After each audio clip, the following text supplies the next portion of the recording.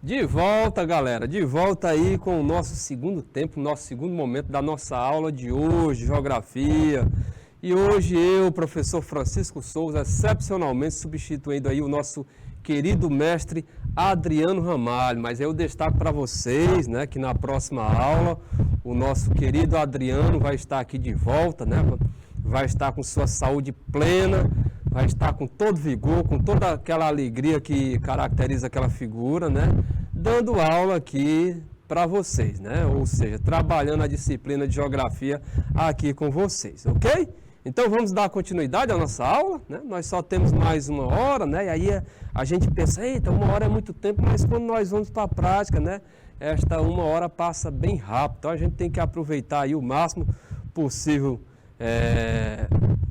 com relação à aula, tá? Para que vocês aí aprendam, tiram o melhor proveito possível, né? Então, vamos lá, vamos partir para o nosso slide, né? Nós ficamos numa questão, finalizamos aquela questão que destacava, perguntava, né? Onde, em que tipo de estrutura pode se encontrar, o petróleo é mais encontrado, né? E aí nós destacamos que é exatamente na parte naquele tipo de estrutura de bacia sedimentar, tá? Olha aí, o nosso amigo Alan Everton, aí dando o seu boa tarde, o nosso amigo Alan Everton, que é de Jacobina, né? Jacobina, aqui na parte sudeste do nosso estado, né? Destacando aí que geografia é a sua disciplina preferida, que ótimo, que legal, né? Pois somos, nesse ponto aí, somos parceiros, né? Porque a minha também é a minha preferida também, tá? Eu sou até suspeito para falar isso, mas eu compartilho aí da sua preferência, ok? Porém, você aí que está nos assistindo, tá? Você aí aluno do canal, você aí aluno do ensino médio, né? Essa questão do gostar, tudo bem. Todos nós, né, nós temos uma preferência, mas na hora de estudar nós devemos dar atenção a todas as disciplinas. Se você der uma atenção a mais, mas dê atenção àquela, não no sentido de gostar, mas no sentido que você tem mais dificuldade, que no sentido aquela disciplina na qual você não tem um bom desempenho na prova. Então aquela ali você deve dar uma atenção melhor, né? Uma atenção maior, porque afinal de contas você não está tendo um bom rendimento nela, né? Você está tendo prejuízo. Então, em razão disso, você deve dar preferência àquela disciplina, tá? Mas o normal é estudar, né, todas as disciplinas, né, sem rejeitar nenhuma delas. Tranquilo? Então, olha só. No nosso slide de capa, tá? Como vocês podem ver, é sempre a nossa abertura, né? Dessa forma, destacando aqui as informações iniciais que constam no nosso slide de capa. Francisco Souza, né? O nome aqui deste amigo de vocês, substituindo hoje excepcionalmente o nosso mestre Adriano Ramalho, a disciplina nossa bela e linda geografia, nos ajudando aí a compreender a relação sociedade e natureza, conteúdo, cadeia produtiva do petróleo e dos minérios, tá? E a data de hoje, galera, é este dia 6, esta terça-feira, 6 de outubro de... Ou melhor, sexta-feira, né? Terça-feira. O professor se confundiu, né? Errou o dia e o mês. Não, terça-feira, 6 de setembro de 2022. Então, nada de outubro e nada de 9, né? De outubro, né? Terça-feira, 6 de setembro de 2022, né? Deve ser a emoção pelo feriado que vem amanhã, né? Só pode ser isso. Então, olha só. No nosso próximo slide, como nós estávamos trabalhando questões, tá? Agora a questão de número 5, né? A questão número 5, onde você vai marcar V ou F, viu, Alan? Viu, galerinha aí de Betânia, galerinha aí de... Aliás, Betânia 3 e 5, né? Bom Jesus 11, Campo Largo, olha aí, Campo Largo conectado conosco, né? Ainda não tinha visto. Campo Largo 6, né? Bem-vindo aí, gente, bem-vindo, galera. Obrigado aí por estarem assistindo, tá? A quinta questão diz o seguinte: analise as afirmativas sobre as características do petróleo e marque V para as verdadeiras e F para as falsas. Então, olha só. A nossa primeira afirmação, a nossa primeira proposição diz o seguinte: o petróleo é uma fonte energética renovável. E sua utilização não é nociva ao meio ambiente. Essa aí está dada, né? Essa aí é aquele tipo de questão que, se cair na prova, é aquele tipo de questão que o professor coloca, olha, aí é para ninguém zerar.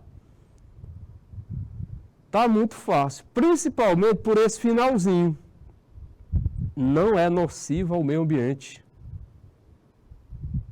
Será que o petróleo não é nocivo ao meio ambiente? E esse problema todo que nós estamos constantemente ouvindo aí nos meios de comunicação sobre o aquecimento global, intensificação do efeito estufa, provocado exatamente pela intensificação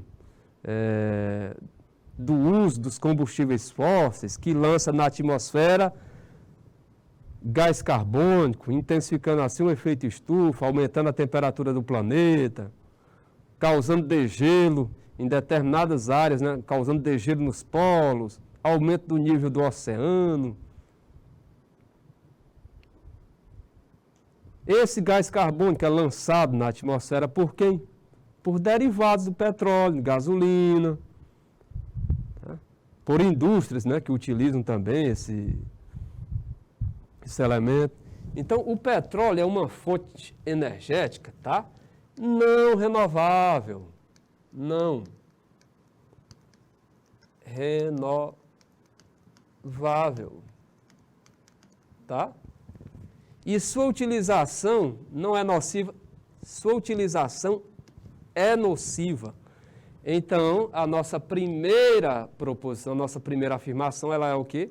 Ela é mais do que falsa, tá? Ela é fake news. Ok?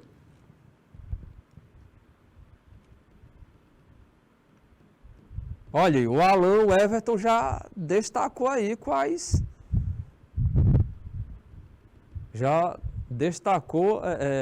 são as verdadeiras e as falsas, né? Então, olha só, nossa segunda proposição diz: a formação do petróleo ocorre em milhões de anos, sendo um processo de alteração da matéria orgânica vegetal ou animal, né? E aí, verdadeiro ou falso? Verdadeiro. Principal fonte de energia, terceira proposição, principal fonte de energia da primeira Revolução Industrial, século XVIII. O petróleo teve seu uso reduzido nos séculos posteriores. Gente, o petróleo é a principal fonte de energia não da primeira Revolução Industrial, e sim da segunda, né? Da segunda Revolução Industrial, tá?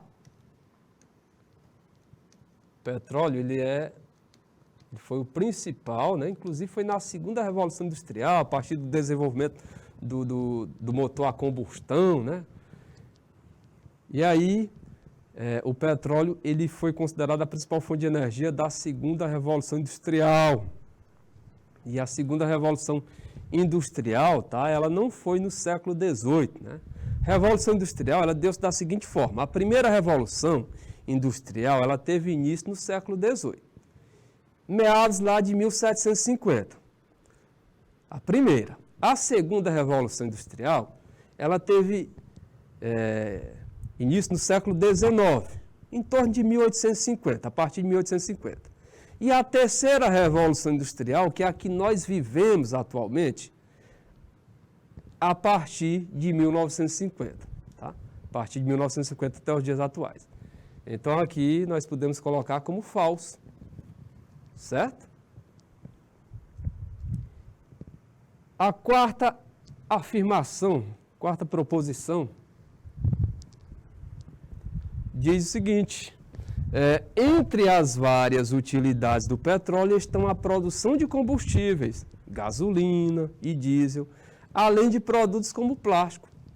Essa aqui é outra que é para não zerar.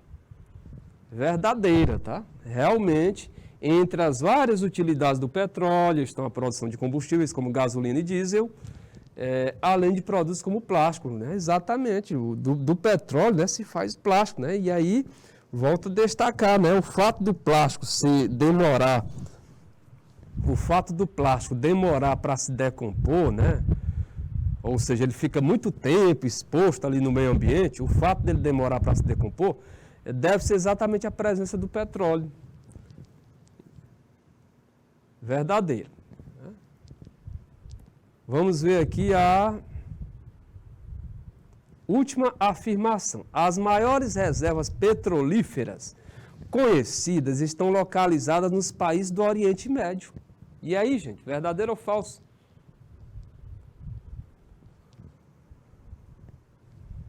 Hein, galerinha?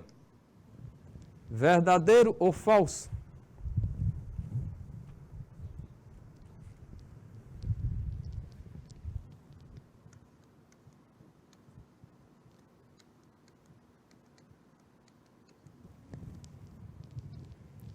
Tá. Verdadeiro, né, galera? Vocês lembram? Nós mostramos até aquele gráfico lá, mostramos aquela lista, né, onde há as maiores reservas de petróleo. E aí, nós destacamos que as maiores reservas de petróleo estão no Oriente Médio. Individualmente, olhando cada país, a maior reserva está na Venezuela, como nosso amigo Alan Everton está colocando. Mas aqui, você deve analisar a pergunta, a colocação. Quando se pergunta o país especificamente, é a Venezuela. Mas a área do nosso planeta, onde estão as maiores reservas, é exatamente a área ali do Oriente Médio. Tá?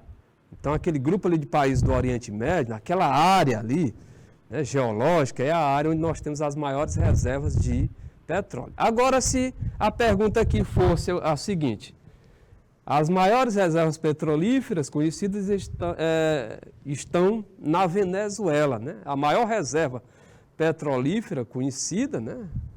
Ou seja, qual país possui a maior reserva petrolífera? Aí sim, aí seria a Venezuela. Mas aí está destacando que as maiores reservas petrolíferas conhecidas atualmente estão localizadas nos países do Oriente Médio, né? No grupo de países, ele não está especificando qual país do Oriente Médio. Exatamente como o Alan está colocando. A Arábia Saudita tem a segunda, é verdadeiro. A Arábia Saudita tem a segunda maior reserva. Mas aí veja bem, né, que esta última afirmação, ela diz: as maiores reservas conhecidas estão localizadas nos países do Oriente Médio. Agora, se fosse especificar dentre os países do mundo, qual aquele que apresenta a maior reserva de petróleo? Dentre os países do mundo, qual aquele que apresenta a maior reserva de petróleo conhecida? Aí seria a Venezuela, né? Está especificando, né? Está pedindo de forma detalhada. Opa, vamos voltar aqui a pergunta. Ficou claro? Está claro, Alan? Os nossos demais polos, né? Os nossos demais conectados. Olha, a sexta questão, gente, diz o seguinte: existe uma organização mundial que é formada pelos principais países produtores de petróleo. Esse bloco é responsável por controlar a produção e a venda do produto com o objetivo de obter maior lucratividade, né? Então, esse bloco é responsável por controlar a produção e a venda do produto com o intuito, né, de obter, com o intuito de maximizar seus lucros. Marca alternativa que indica a organização em questão, né, a organização que tem essas características. E aí, gente? Olha aí, o nosso amigo Alan Everton respondeu. Nosso polo de Betânia, concorda aí com o nosso amigo Alan Everton? É a letra C mesmo? Será que é a letra A? A E? Será que é a letra E, gente?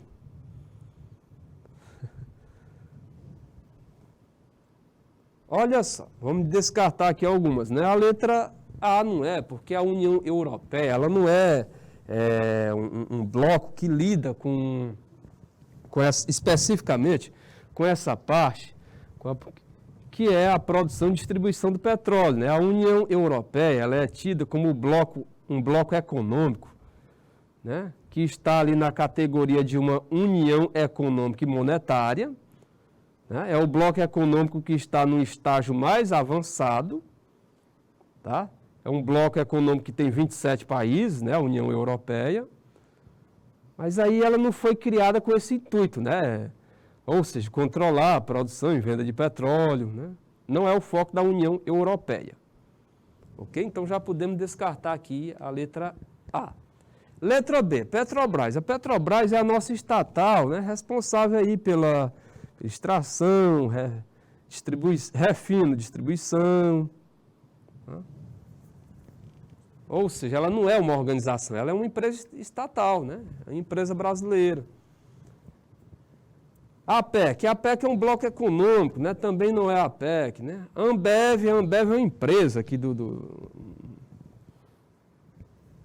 Brasil, né? Que agrupa algumas marcas, né? Marcas conhecidas aí de cerveja. A alternativa correta, né? Como nosso amigo colocou, o Alan, é a OPEP, né? A Organização dos Países Exportadores de Petróleo. Foi criada em 1960, né? Na Conferência de Bagdá.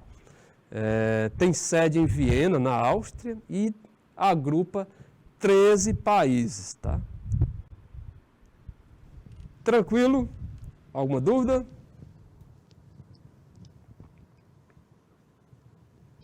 Alguma pergunta?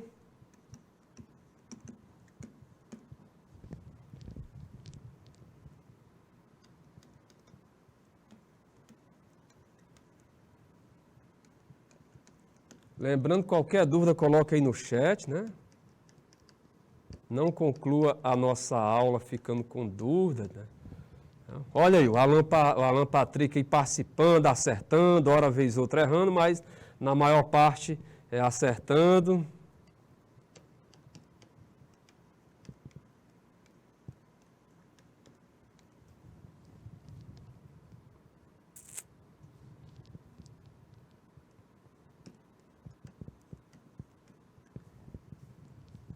E aí, se alguém marcou a Petrobras, aí faltou atenção, né? Já que aqui fala de uma organização mundial. A Petrobras não é uma organização mundial, tá? Ela é uma empresa estatal brasileira, certo?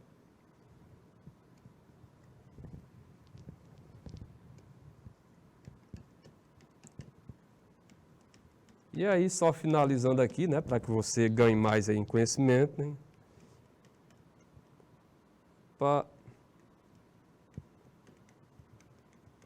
E vamos já para a próxima questão, né? Nossa próxima questão, né? Então você está observando aí que a OPEP, né? Ela foi criada em 1960, né? Conferência de Bagdá, ela agrupa 13 países e aí tem sede exatamente em Viena, na Áustria, tá? Próxima questão, vamos lá, próxima questão. O que diz aí a próxima questão, galerinha? Olha aí, voltando aqui um pouquinho, acho que alguém pediu ali para escrever, né? Mas aí é pouca coisa, né? Acho que dá para... É só esse comentáriozinho aí que eu acrescentei fiz questão de acrescentar para vocês, bem curtinho. Olha aí, agora sim, sétima questão. A sétima questão diz o seguinte, né? A nossa sétima questão diz o seguinte, né? No Brasil, no início do século XXI, foi descoberta uma grande reserva de petróleo, localizada em camadas de 7.000 metros de profundidade, né? Eita, que nessa época, quando foi descoberto, foi noticiado demais, causou todo aquele alvoroço, tá? Localizada em camadas de 7.000 metros abaixo do nível do mar. podendo triplicar a produção nacional de petróleo e gás natural. Essa área, tá? Essa área é denominada, que área foi essa? Simples, simples. Aí é aquela pergunta, né? Para ganhar o ponto referente à pergunta. Ou seja, não tem como errar. Só se for mesmo falta de atenção, ou então, se for naquele sistema de cartãozinho, né, que você marca as questões corretas, né? Naquele cartãozinho, aí por uma desatenção marcar errada, né? Marcar na prova certa e no cartão errado. Olha aí, o Alan Patrick destacou que é a letra A. Gente, olha, no Brasil no início do século XXI, primeira década logo, mais precisamente em 2006, foi descoberta uma grande reserva de petróleo localizada em camadas de 7 mil metros abaixo do nível do mar, podendo triplicar a produção nacional de petróleo e gás natural. Essa área é denominada, não é Rio Grande do Sul, é o nome do estado, né? Nós já podemos descartar. Campo de Lobato também não é. Recôncavo Baiano na Bahia, né? Que nós já destacamos que até meados do século passado é onde se tinha a maior produção de petróleo, né?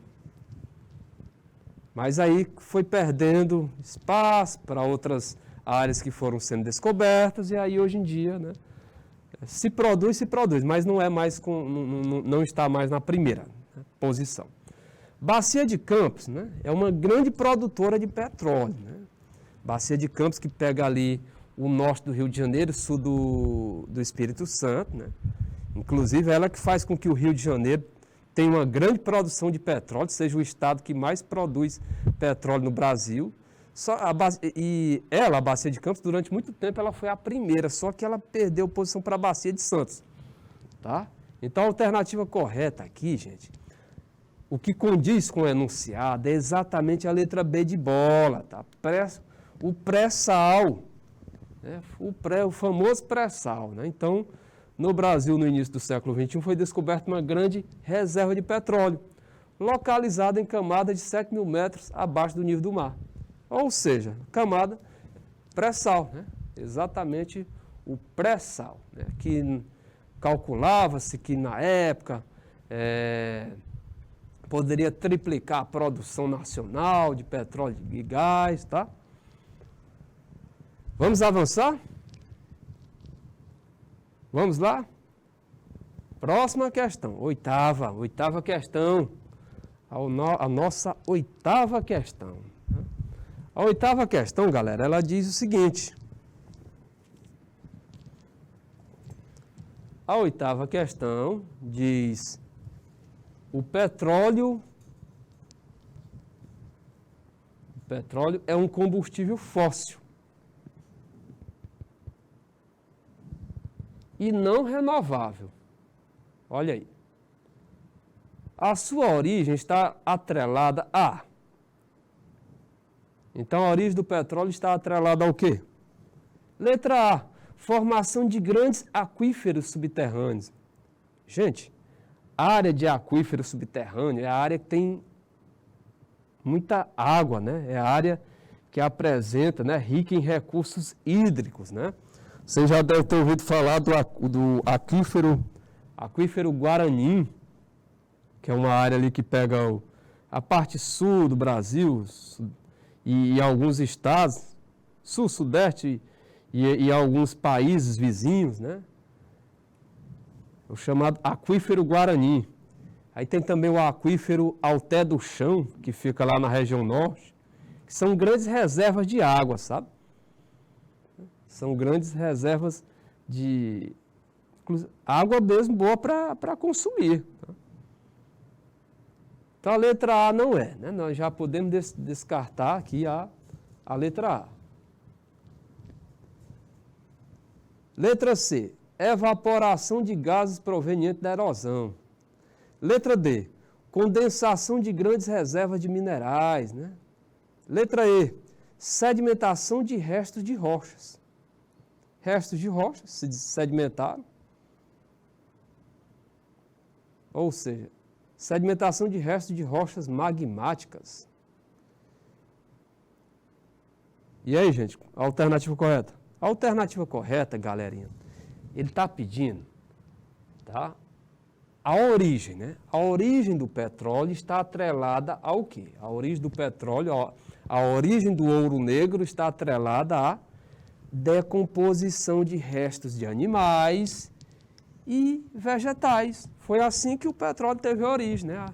Há milhões e milhões de anos atrás, né? Tempo geológico, né? Que é algo que nenhum humano alcançou, né? Então, há milhões e milhões de anos atrás, o petróleo, né?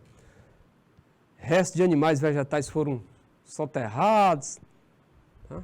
Foram cobertos, ambiente marinho, ocorreu o quê? Ocorreu uma... Por isso que o petróleo é chamado de hidrocarboneto, né? Esse hidro vem de água, ambiente marinho. Aí, o que aconteceu? Com o decorrer do tempo, as diferenças de pressão e temperatura, né? Deram origem a reações químicas que veio a originar o petróleo. Tá? Então, a alternativa correta, para a nossa oitava questão, é a B de bola, né? E aí, se por acaso, né, tiver alguém aí na sala que tenha errado algumas questões, aí é onde está, né? Quando você está acompanhando uma determinada disciplina, né, que aí você verifica que houve um número de erros maior do que um pouco grande, aí é onde você deve pensar o seguinte: bom, se eu errei, né, um pouco a mais, eu devo voltar a minha atenção para aquela disciplina. Porque se eu errei um pouco a mais, é sinal que eu não estou bom naquela disciplina. Consequentemente, eu tenho que fazer o quê? Dar mais atenção para aquela disciplina. Tá? Ou seja, estudar mais ela do que outras. É o único momento que você deve valorizar, né, sobrepor uma disciplina sobre as outras, é nessa situação, né, quando você não está indo bem nela. Né? Não é apenas por gostar. Não estou indo bem nessa disciplina, eu vou ter que voltar a atenção para ela, porque senão, na prova, eu posso me dar mal.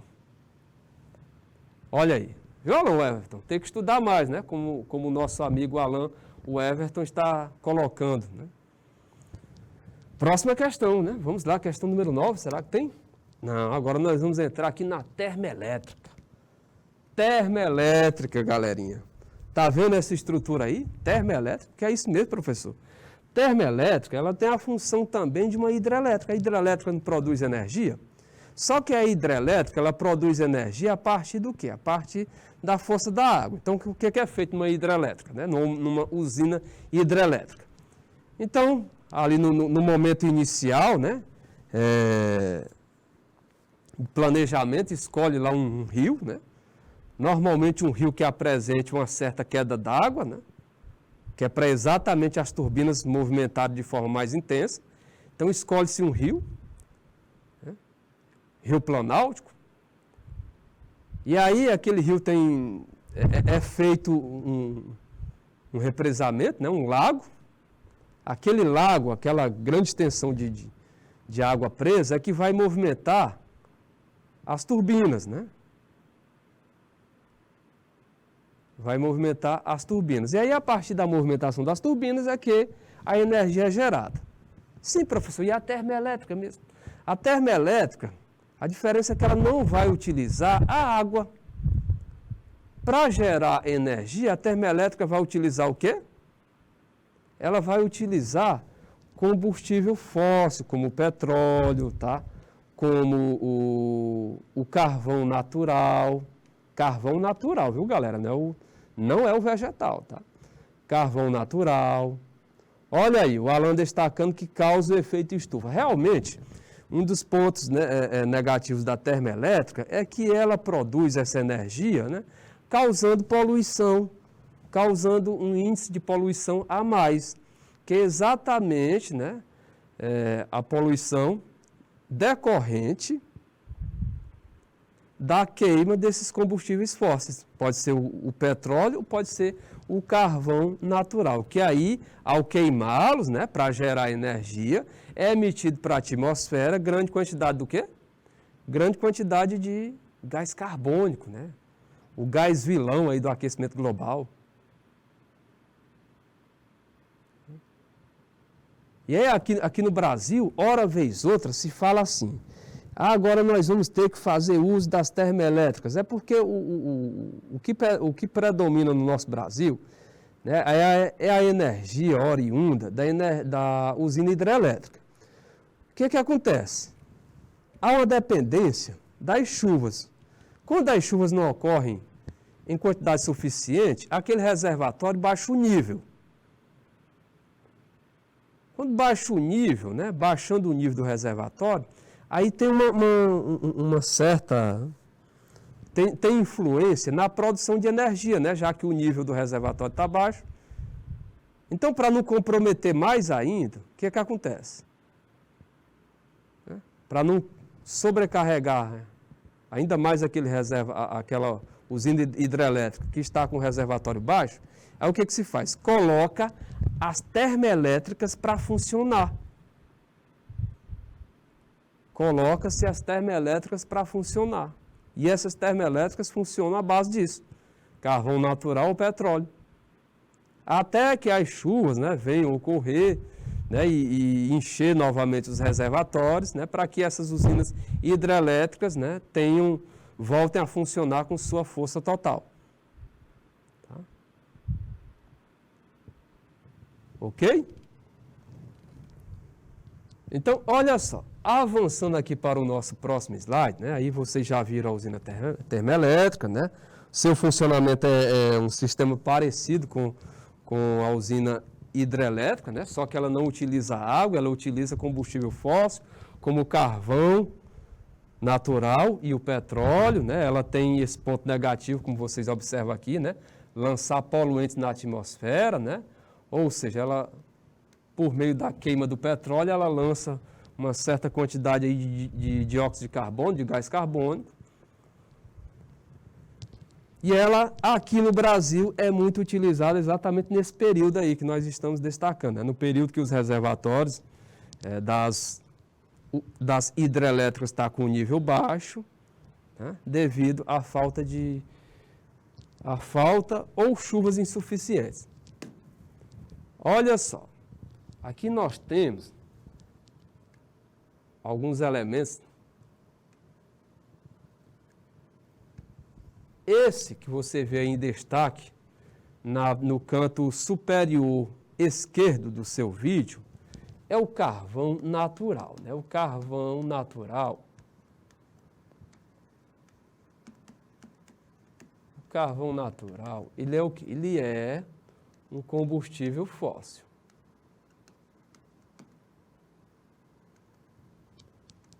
Ele é um combustível fóssil.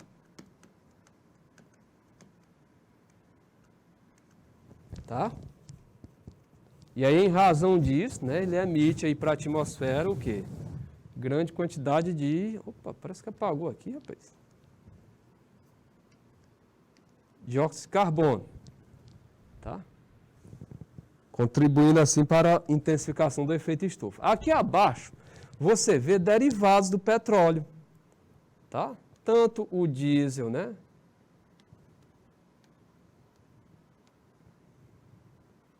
Quanto a gasolina são derivados, né? Derivados do petróleo, né?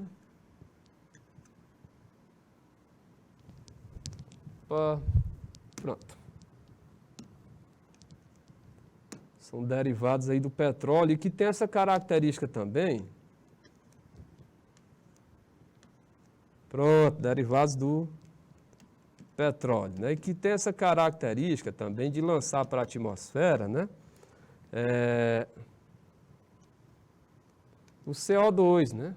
O dióxido de carbono, contribuindo assim também para a intensificação do efeito estufa. Tá? E aí, um tipo de combustível, né, que dá uma amenizada, né, nesse problema é exatamente o etanol, né? Esse biocombustível, né? Esse biocombustível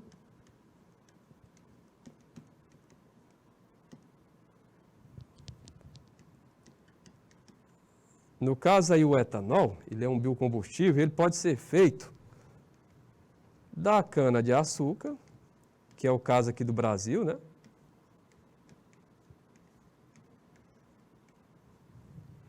Da cana-de-açúcar. E também, gente, do milho, viu? O etanol também, da cana-de-açúcar.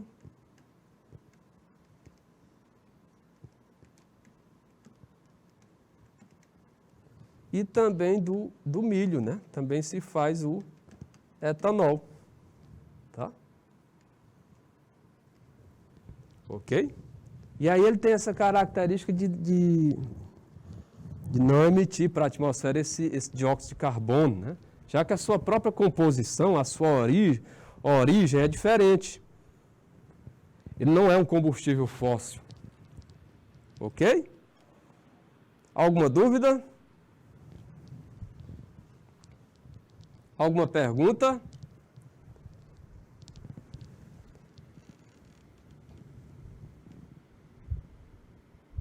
Olha só, no nosso slide seguinte, a energia elétrica, né, advinda da termoelétrica. Aí nós temos aqui as vantagens e as desvantagens. Então, olha só, como vantagens da energia elétrica produzida a partir das termoelétricas, a vantagem é o seguinte, a vantagem é que a termoelétrica, a usina termoelétrica, ela pode ser instalada nos locais de consumo. Então, para se instalar uma termoelétrica, eu não preciso de um rio, tá? Eu não preciso alagar uma grande área com aquele lago que nós conhecemos. Certo? Então, podem ser instaladas nos locais de consumo. Como assim nos locais de consumo? No próprio município, né? Sem ter necessidade de partir para a área rural, tá? Porque exatamente por isso, ela não precisa daquele lago extenso que nós observamos no caso das usinas hidrelétricas. Essa é a primeira vantagem, né? Podem ser instaladas nos locais de consumo. A outra é que podem se adequar às variações de demanda sazonal. Podem se adequar às variações de demanda sazonal. Isso aí é a questão do regime de chuva, gente. Ela não, a termoelétrica, para gerar energia, ela não precisa, independe de período chuvoso, período não chuvoso, quente, tá? Então, por isso, olha, podem se adequar às variações de demanda sazonal. A próxima. Custo de instalação é menor que os outros tipos. Olha aí, rapaz. O custo de instalação de uma termoelétrica é menor do que os outros tipos de usinas para geração de energia. Só em você ter em mente que no caso aí da termoelétrica, não precisa construir aquele lago, desviar o rio, barrar o rio, né?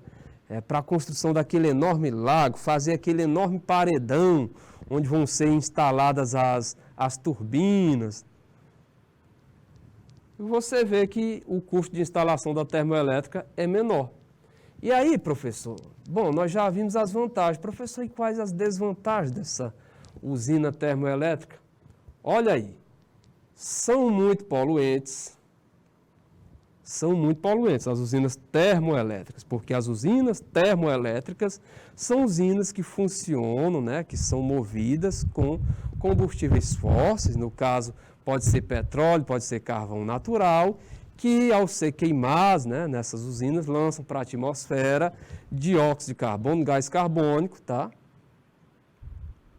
Contribuindo assim para a intensificação do efeito estufa, né? O aumento do aquecimento global. perdem muita energia no processo, né? Olha aí, há esse problema, né, de perder muita energia no processo. O processo de produção dessa energia, né, o processo em si, né? No decorrer dessa produção, perde-se muita energia. E aí, a outra desvantagem é que o custo operacional é bastante elevado, né? O custo para se manter aquele tipo de usina, né? Que tipo de usina mesmo, professor? Essa usina aqui, olha só. Olha aí, isso aí é uma termoelétrica. O custo para se manter esse tipo de usina é elevado, né? É alto. Tá? Como se não bastasse o dano ambiental, ainda tem o custo operacional, né? Que é bastante elevado. Vamos lá para o nosso próximo slide? Agora, o destaque é exatamente para a usina, né, nuclear, né? Como funciona a usina nuclear. Toda vez que vocês virem esse símbolo aqui, olha, isso aqui é referente à radioatividade, né? Aqui você vê, né, uma estrutura de uma usina nuclear, né? E isso aqui, você vê lançar, né, vapor d'água. Não é dióxido de carbono, viu? Ou seja, a usina nuclear ela não trabalha com combustível fóssil. A usina nuclear ela trabalha com elemento radioativo, né? Pode ser o urânio, né? Ou seja, movida, né? Movida por urânio, né? Em alguns casos, o tório também é mais difícil, mas é um tipo de usina onde se utiliza o que é utilizado para gerar energia é exatamente o urânio, né? Esse elemento radioativo, né? E aí, como funciona aqui o sistema, né, de uma usina nuclear? Olha o esquema aí que você vê no seu lado esquerdo, aí no lado esquerdo do seu vídeo, né? Desde aqui a geração, essa parte aqui, né? Até chegar na transmissão, ou seja, na rede elétrica. Então você vê, né, que a água é aquecida, né? Então o que faz movimentar, o que faz gerar energia não é nem o urânio em si. O urânio ele é utilizado, né, para aquecer essa água. Está no reator, né? Está aqui no reator, ele é utilizado para aquecer essa água. O vapor dessa água, né, vai movimentar uma turbina, certo? O vapor aí dessa água, né, vai movimentar uma turbina, né, que vai para o gerador de energia, posteriormente para um transformador e aí vai para rede elétrica, para transmissão, né, para a linha de transmissão, para até chegar à indústria, ao comércio e ao uso doméstico. Então observe que a usina nuclear ela funciona ela tem esse seguinte esquema de funcionamento, tá? Então você vê aí que primeiro, né, o urânio ou o tório ele está no reator. Aí ele é que faz aquecer a água. A água vai sair do seu estado líquido para o gasoso. Esse vapor d'água, fruto do aquecimento, vai movimentar uma turbina, né? E aí, essa turbina vai gerar energia, vai movimentar, né, o gerador, né, que vai gerar essa energia, que parte para o transformador e, posteriormente, finalmente, né, parte para a linha de transmissão. Está vendo a torre? A linha de transmissão? E é daí que essa energia vai ser, por aí que essa energia vai ser transportada, né? Vai chegar até residências, indústrias e comércio. Tranquilo? Aqui é um exemplo. Aqui no Brasil, nós temos muito pouco, né? Muito pouco do nosso tipo de energia vem das usinas nucleares, viu? Muito pouco. Um percentual muito pequeno. Apenas o estado do Rio de Janeiro, né? Apenas o estado do Rio de Janeiro, né, tem usina nuclear.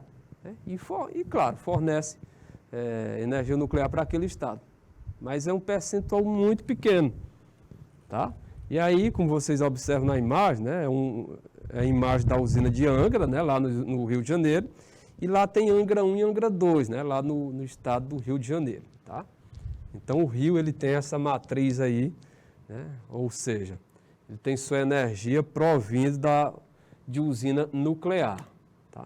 A nível mundial, quem se destaca muito na produção de energia nuclear é a França. A França tem cerca de 80% de sua energia oriunda de usinas nucleares. Né? A China também tem um valor bem alto, bem considerável. O próprio Estados Unidos, né, também tem um valor considerável. E aí, na imagem, nós vamos observar o quê? Nós vamos observar as vantagens e desvantagens de uma usina nuclear. Então, olha só, como vantagens...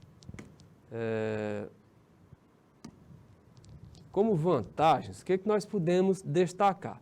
Não libera gases do efeito estufa, né?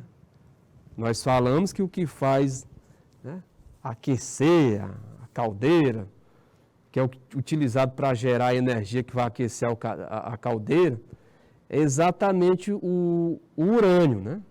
O urânio não é combustível fóssil.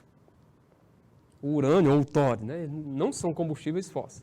Então, não libera gases estufas, ou seja, dióxido de carbono, exigência de pequena área para a construção da usina, é outra vantagem da usina nuclear, é a pequena área para se construir, já que ela não precisa daquele lago, aquele reservatório que normalmente nós observamos nas usinas hidrelétricas. Você que já foi aí até Boa Esperança, né? A usina Presidente Castelo Branco, né, a famosa usina de Boa Esperança, em Guadalupe, né? Se você já foi lá, você já deve ter visto que lá existe um lago, né? Uma grande área, né? Repleta ali de água, que é o que exatamente faz movimentar as turbinas. Então, no caso aqui da usina nuclear, não precisa desse reservatório, né? Grande disponibilidade do combustível, né? Ou seja, grande disponibilidade do combustível. No caso aqui do Brasil, o Brasil tem grande quantidade de urânio, né? Pequeno risco no transporte do combustível, né? E independência de fatores, esse ponto aqui é muito importante, independência de fatores climáticos, como por exemplo o vento. O vento ele é muito importante para a produção de energia eólica. E as chuvas, né, para encher os reservatórios que vão movimentar as usinas hidrelétricas. No caso da usina nuclear, ela tem esse detalhe, né, essa independência de fatores climáticos. Né? Não interessa se está chovendo, se está quente. Tendo o urânio ali, né, o minério urânio, a estrutura estando toda regular, se produz tanto no inverno, tanto quanto no verão. Ou seja, tanto no período chuvoso, quanto no período, né, de ausência de chuvas. Né? Essa questão climática não vai interferir. Ela vai produzir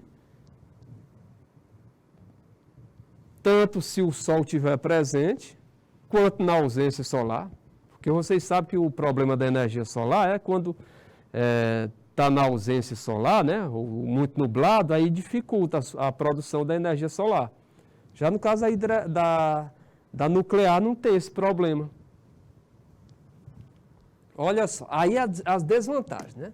As desvantagens é o lixo nuclear radioativo, né?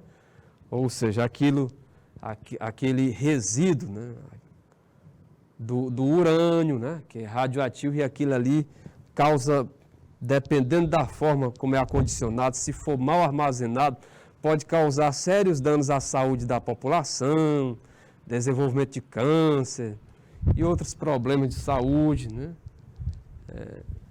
É um tipo de energia mais cara quando comparada a outras formas, né?